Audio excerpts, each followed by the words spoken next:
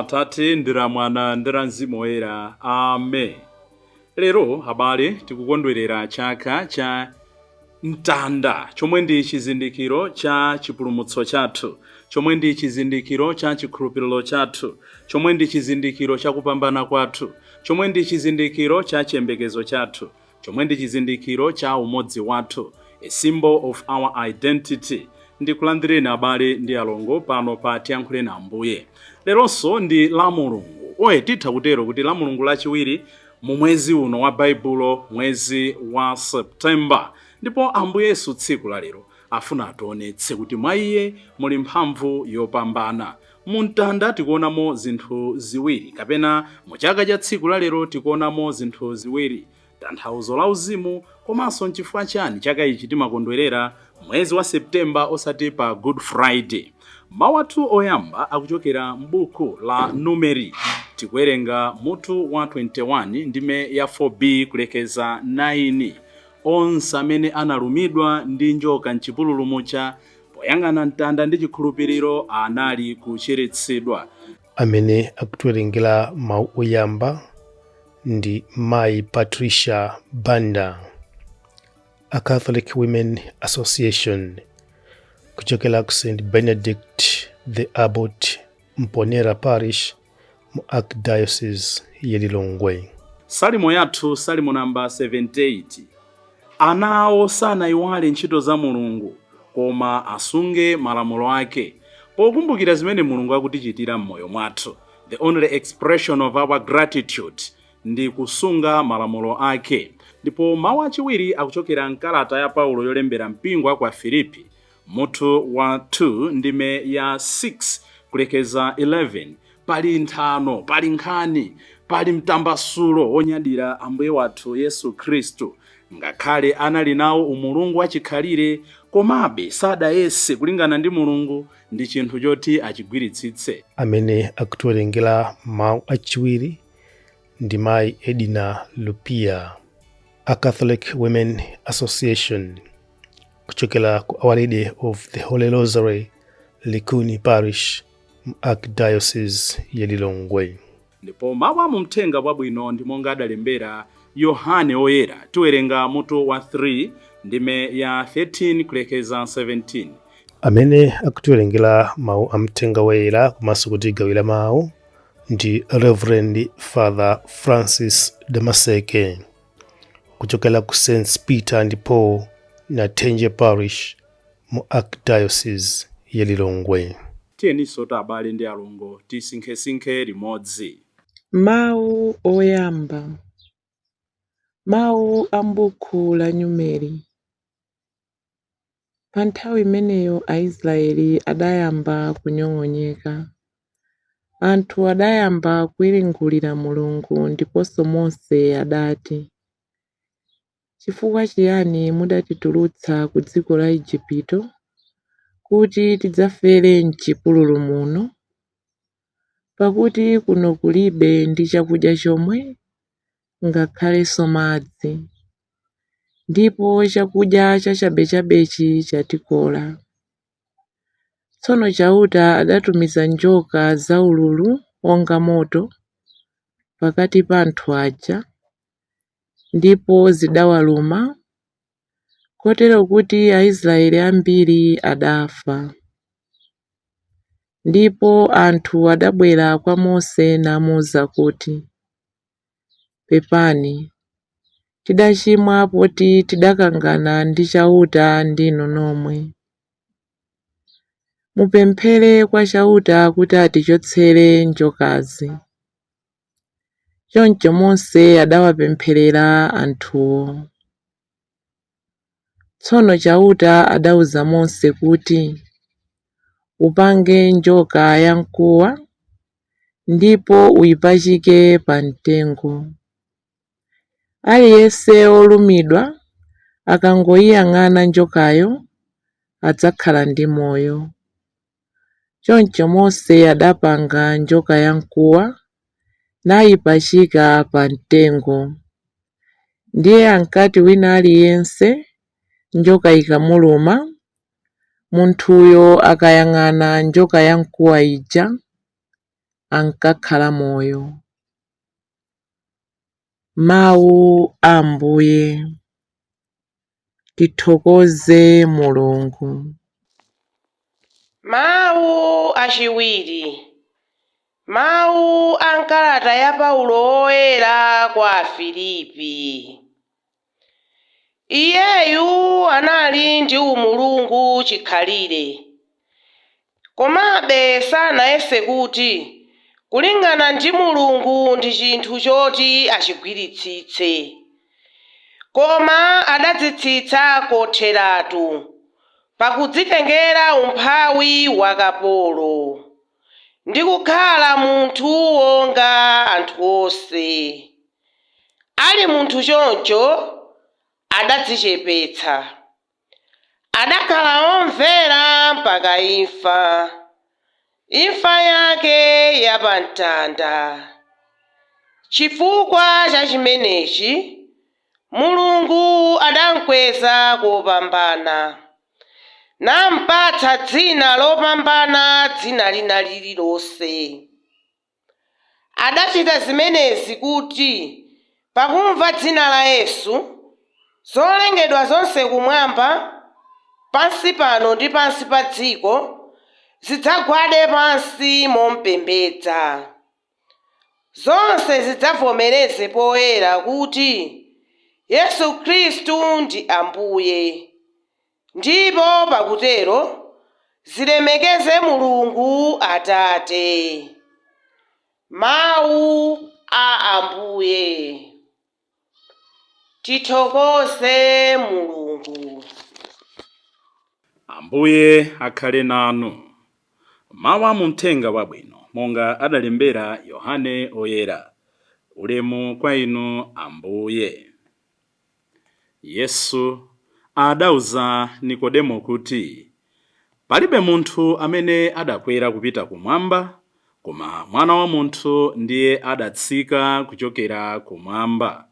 Monga momwe Mose adapachikira njoka pa mtengo m'chipululu mucha, momwemonso Mwana wa Munthu ayenera kudzapachikidwa, kuti aliyense omkhulupirira akhale ndi moyo osatha mwa Iye. Mulungu adawakonda kwambiri anthu apa dziko lonse lapansi, anali naye mwana mmodzi yekha, komabe adamupereka kuti aliyense okhulupirira Iyeyo asatayike koma akhale ndi moyo osatha. Mulungu adatuma mwana wakeyo pansi pano, osati kuti adzazenge anthu mlandu, koma kuti adzawapulumutse. Mthenga wa Ambuye. Ulemu kwa inu Ambuye Yesu Khristu. Mawu amene tawerenga wafafanize machimo athu ndi kutifikitsa ku moyo osatha. Abale ndi alongo, monga ndanenera pachiyambi, lero mpingo watipatsa mawu titisinkhesinkhe pa chaka ichi cholemekeza mtanda, chonyadira mtanda. Ordinarily chaka ichi chimenera kukhala pa tsiku lija lachisanu loyera, Good Friday. Komatu monga mudziwa tsiku la chisanu loyera, nyengo ya Lent pamene makhala atayamba masiku atatu akuluakulu, the Easter Triduum, ndi nthawi yodzimvera chisoni. So Good Friday is an hour of mourning, is an hour of remembrance, is an hour of fasting. Below and above is an hour to give due honor to the passion of Christ. Pachifukwa chonena kuti tsiku limeneli zichito chake ndi kudziranga, ndi kudandaula, ndi kukumbukira, komanso kufuna kupereka ulemu wathunthu kumasautso a Ambuye wathu Yesu Khristu, chitha kukhala chinthu chopanda ulemu kumanena kuti tikukondwerera, tikusangalalira mtanda. N'chifukwa chake mpingo posinkhasinkha udaona kuti tsiku ili likankhidwe libwere pa mwezi wa September. Koma n'chifukwa chani nanga tili mwezi wa September? Bwanji osayika mwezi wa October, bwanji osayika mwezi wa July, bwanji osayika after Easter? Pali historical part, pali mbiri imene idapangitsa kuti mtandawu tuzikondwerera pa 14 September. Chifukwa choyamba ndichonena kuti mudziwa kuti Ambuye Yesu adapachikidwa ku Yerusalemu kuja pamodzi ndi mbala ziwiri zija pa mtanda. Komano kale-kaleni ophunzira aja atazunzidwa atabalalika kumalo osiyanasiyana, panali anthu ena, Ayuda ena, komanso anthu azipembedzo zina amene anafunitsitsa ndithu, komanso anthu ena achikunja kuti Chikhristu chithe. Ndi zimene anachita ndi chani? Anaphwasamula makachisi onse, malo onse aulemerero, malo onse ambiri ya mpingo, malo onse achipulumutso chathu, kuphatikiza akuti mtanda unabisidwa. Tsono kunali nthawi imeneyo kunali mfumu dzina lake Constantine, imene tizikumbukire mchaka chija cha 320 italowa Chikhristu, 325 italowa Chikhristu, inayamba ndithu kumanga makachisi osiyanasiyana kuti Chikhristu chibwereremonso, ndipo anapatsa Khristu ufulu. Zinali zosadabwitsa kuti mu chaka cha 324 akuti Constantine anatuma amayi ake dzina lake a Helena, amene pano ndi woyera St. Helena. Anatuma kuti akayang'ane mtanda, akayang'ane malo ambiri amene adafufutidwa. Ali mkatikati mwa kuyang'ana malo osiyanasiyana amene adathetsedwa, akuti munthu wina adatsina khutu dzina lake Yudasi, kuti mtanda uja udabisika. Nde adayamba kusaka, adayamba ataupeza. Akuti padachitika mamirakulo osiyanasiyana. Poyamba adapeza mitanda itatu, koma mtanda weni kuti adziwe kuti Ambuye Yesu unali uti, zimatengera mamirakule. Anthu akabwera kudzaugwira, kuchiritsidwa, anthu amene anali kufa kubwezeretsedwa kumoyo, anthu odwala nthenda zawo zosiyanasiyana. Choncho mfumu Constantine idamanga chalichi pamalo pamene padapezeka mtandapo, ndipo pakatchula kuti the Holy Sepulchre Church. Mpaka pano amene amapita ku Yerusalemu amakapeza malo amenewo, malo amene pali mtanda wa Ambuye Yesu. Kale popita ambiri, mu zaka za 628, tingoti mu chaka cha 615, mfumu ina ya ku Persia, aja ku Ninive aja, adabweranso kudzachitanso chiwembu malo oyera aja. Cholinga nkuti Chikhristu chakumana nazo, cholinga nkuti Chikhristu chitheretu. Nde adapezeka kuti mwa zina zida zimene zidabedwa, udali mtanda omwe uja Helena adaupeza uja. Zinatengera mfumu ina dzina lake Heraclius kulimbana nawo anthu aku Persia aja, makamaka mfumu yawo dzina lake Hoshlau. Ndipo atalimbana nayo mpaka kumenya nkhondo pakugonjetsa, anapanganso recapture the cross, anautenganso mtanda uja ndi kubwezera ku Yerusalemu. Ndipo tsiku limene mtanda unabwezeredwa ku Yerusalemu panali pa 14 September. Choncho kuyambira nthawi imeneyo mpingo dakhazikitsa kuti kuyambira pa 14 September likhale tsiku lokondwerera mtanda dziko lonse lapansi. Itu nchifukwa chake mtanda udayamba kulemekezedwa, kukondwereredwa. Ena amalakwitsa kuti kupembedza, ayi, ndi kulemekeza, veneration, pa tsiku la 14 September. Tsono pamene tikukondwerera za mtanda umenewo, ena amakamba zambiri, mchali chimwe Katolika mitanda ndi zina zotero, osamatekeseka. Tatiyeni tikambe mtanda chifukwa ndi chida cha chipulumutso chathu. Monga ndanenera, mtanda umatikumbutsa kuti ndife anthu okhulupirira. Izi ndi zimene tikumva m'mawu oyamba, kuti zida zimene timagwiritsa ntchito mu mpingo, kuphatikizapo mtanda umene tikunyadira lero, ndi chikumbutso, ndi chizindikiro chonena kuti tili ndi chikhulupiriro. Nde tamva m'mawu oyamba aja, Aisraeli akuyenda, akuchoka ku dziko la ukapolo, akupita ku dziko la mkaka ndi uchi, akupita ku Kenani. Mkatikatimo akuti munali kutopa. You can imagine, you can visualize kuti pamenepo Mose anali kuwatsogolera, munali mabanja mmenemo, munali ana, munali achikulire, ndi kuti munali kutopa. Water supply, madzi anali very low. Chakudya chokhacho chimene anali nacho, chimene Mulungu amapatsa, chinali mana. Poyamba zikutionetsa kuti moyo uno pamakhala kutopa.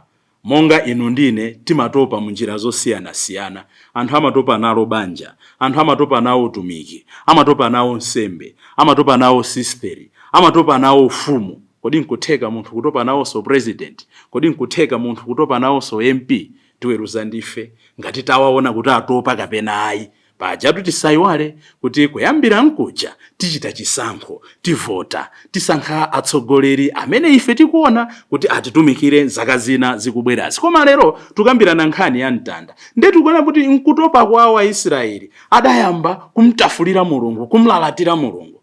Bola tibwererenso. Kodi mudatichotsa kuti tidzafere mchipululu muno? Better we go back. Why this and that? Ndi zimenenso inu ndine timachita nthawi zina. Moyo ukakhala kuti wayamba kuwawa, moyo ukayamba kuti wayamba kuthina, kapena zina zake zayamba kuchitika contrary to our expectations in all fields. Lero Ambuye Yesu akunena kuti monga adachitira Aisraeli aja poyang'ana pa mtanda, sikuti udawachititsa ndi mtandawo, koma munthu amene amakayang'ana pa njoka imene idapachikidwa pa mtanda m'chipululu muja, inde kuyimira Ambuye Yesu, amacheretsedwa. It was an expression of their faith. Chimodzimodzi ife pamene tinyadira mtanda, ife pamene tilemekeza mtanda, ife pamene tidzilemba chizindikiro cha mtanda, ife pamene tiyimba nyimbo za chizindikiro cha mtanda, we are only expressing our faith in God. Kodi ino ndine tili nacho chikhulupiriro mwa Ambuye wathu kudzera mu zinthu zooneka ndi maso kuphatikiza mtanda zimene zimatikumbutsa zazikulu zimene Ambuye adatichitira. Chachiwiri, mtanda umenewu umationetsa the paradox of life. Atiuza mmawa chiwiri aja kuti kale mtanda chinali chinthu chochititsa manyazi. Musaiwale timanena ndipo ndidanenanso chaka chatha pochita chaka ngatichi kuti pa mtanda ndi pamene amayikapo anthu achifwamba, amayikapo mbala, pa mtanda ndi pamene amakhomerapo mahule, pa mtanda ndi pamene amakhomerapo anthu okana Mulungu, pa mtanda ndi pamene amakhomerapo ma outcast, anthu amene society ma rejects yawakana. Koma taonani Ambuye Yesu zimene akuchita, Atate zimene akuchita mwa mwana wake, akusandutsa zinthu zonyozeka kuti zikhale zinthu zaulemu. We have sanitized the cross. Through the death of Jesus, the cross has been sanitized. Mtanda uja tsopano wayeretsedwa, wasanduka chinthu cha ulemerero. Izi ndi zimene chauta amachita mmoyo mwathu, kuti tikaonetsa chikhulupiriro chathu mwa Iye, tikakhuthula moyo wathu mwa Iye, ndi chiyembekezo ndi chikhulupiriro tikamamdalira Ambuye Yesu, amasandutsa zinthu zonyozeka kuti zikhale zaulemu. Zilipo zinthu zambiri zimene ndi zonyozeka pakati pathu. Alipo atumiki amene timaona ngati ndonyozeka pakati pathu. Alipo ana mmakomomo amene amaoneka ngati onyozeka pakati pa anzawo. Ambuye Yesu akunena kuti poyang'ana ndi mtanda, poyang'ana pa mtanda ndi chikhulupiriro, Jesus is able to transform that which looks very bad in the eyes of people to be sanctified and used for God's glory. Chachitatu, mtanda umationetsa kuti mdima, tsoka, zowawa is not the final say in our life. It's a promise that darkness is not the last word in our life. Ambuye Yesu adapachikidwa pa mtanda paja, anthu amachita chipongwe, amankhula mwano, tsika pa mtanda tione ngati ndiwe mwana wa Mulungu. But Jesus sanakhale pa mtanda moyo wake onse. Ifenso sitidzakhala m'mavuto moyo wathu onse. N'chifukwa yake ndimakondwera tikamawerenga makamaka buku la Chivumbulutso chapter 21 amanena kuti iwo sadzamvanso njala, sadzamvanso kulira, sadzamvanso kutopa. Chauta Mulungu wawo adzakhala wasangalatsa, adzakhala muni wawo. Tatiyeni tiyang'ane pa mtanda ife amene tikudutsa mnyengo zosiyanasiyana, timtulire nkhawa zathu Ambuye Yesu, ndokonzeka kutinyamula, ndokonzeka kuyenda nafe, ndipo anthu okonzeka kutipatsa chimwemwe chimene tikuchilakalaka. Chinayi, mtanda ukutionetsa kuti palibe neutrality pamene tikamba za Ambuye wathu Yesu Khristu. Pa mtanda palibe kusankha kuti ndayima pakatikati, kuti mbali ina ndine wa Khristu, mbali ina sindine wa Khristu, kapena kuti ineyo basi ndili neutral. It's either we are for Christ or we are against Christ. Mmene timachitira zichitochito zathu, chikhulupiriro chathu powayang'ana Ambuye Yesu pa mtanda, zimasonyeza kuti tili mbali yawo kapena sitili mbali yawo. N'chifukwa yake milungu iwiri yapita Ambuye Yesu akhala akubwereza kunena kuti ndidzakukanani. Ngati mundikana pamaso pa dziko, inenso ndidzakukanani. Ambuye Yesu lero atithandize kuti chikhristu chathu tiyambe kunyamula mitanda yosiyanasiyana. Every day Jesus is calling us, come and follow me, carry your cross. Tili ndi mitanda yosiyanasiyana, mtanda wa nsembe zosiyanasiyana. Makolo amapereka nsembe kudzera mwana awo, kudzera mwa mpingo wawo, kudzera mmoyo wawo, kudzera mmoyo wawo wa utumiki. Ansembe amapereka nsembe kudzera mu utumiki wawo. Aliyense ali ndi mtanda wake amene akuyenera kunyamula. Kunena chilungamo ndi gawo limodzi lonyamula mtanda. Kulolera kuzunzika chifukwa choti anthu ena akhale pabwino ndi gawo limodzi la mtanda. Jesus today is saying, through the exaltation of the cross, we have to follow him on the daily basis. Ena ake tidasanduka ma part-time soldiers. Kuti lero timafuna kumtsatira Ambuye mawa kunkana. Ambuye ndi chaka ichi cha mtanda akunena kuti tsiku ndi tsiku zinditsatirani ine, bwerani kwa ine. Ubwino wake amatuza kuti goli limene amasezetsa, mtanda umene amasezetsa ndopepuka, ndipo sadzatipatsa mtanda odutsa nzeru zathu, mphamvu zathu, komanso kuthekera kwathu. Potsirizira, mtanda umatikumbutsa kuti ulendo wa Chikhristu si ulendo ophweka. Monga Israeli aja amayenda kupita ku dziko la malonjezo, panali zotsamwitsa, panali zokhumudwitsa, panali zowadetsa. Monga Ambuye Yesu anabwera pasi pano kuti adzapulumutse inu ndine, panali zinthu zina zimene zimaoneka ngati zikubwera antithetical to his mission, but finally through perseverance and trust in the Father, Ambuye Yesu adapambana. Inunso pa ulendo wanu wa moyo wanu, pa ulendo wa banja lanu, pa ulendo wa usembe wanga, pa ulendo wa dziko lathu, pa ulendo wa chipulumutso chathu, pa ulendo wa uzimu wathu, tisaganize kuti life ikhala yofewa nthawi zonse. It's all about overcoming obstacles, overcoming crosses, overcoming all sorts of things, but finally tikafika pamaso pa Ambuye pamene akanene kuti mukandikweza ine ndidzakwezanso anthu onse. Every time you lift the name of Jesus, every time you lift the name of Jesus, every time you lift the name of the church, every time you lift your faith, every time you lift your heart to God, Ambuye amanyamula mitima yathu ndi kutipatsa madalitso. Tiye tinyadire, tilemekeze mtanda, chifukwa mtanda ndiye gwero la chipulumutso chathu. Dzina la Atate ndi la Mwana ndi la Mzimu Woyera. Amen.